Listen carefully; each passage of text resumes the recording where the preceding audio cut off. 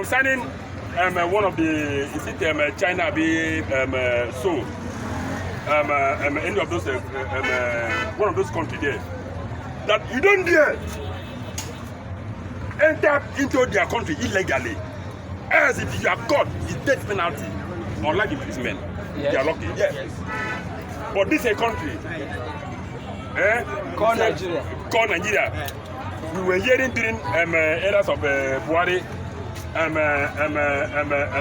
is a visa on arrival. Where in a have you that happening in the nation? Bringing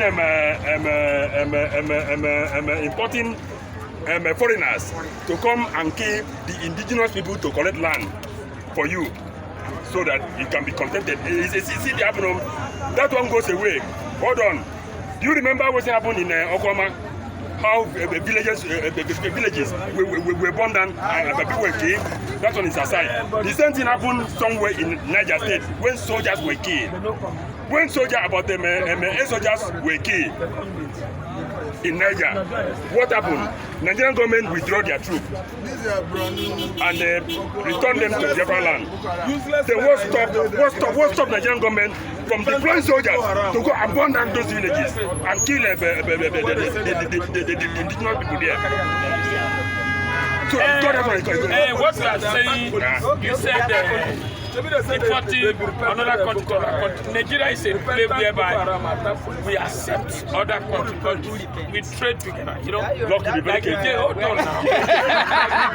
Hold on. When you say you are importing another thing, we have what we call trade.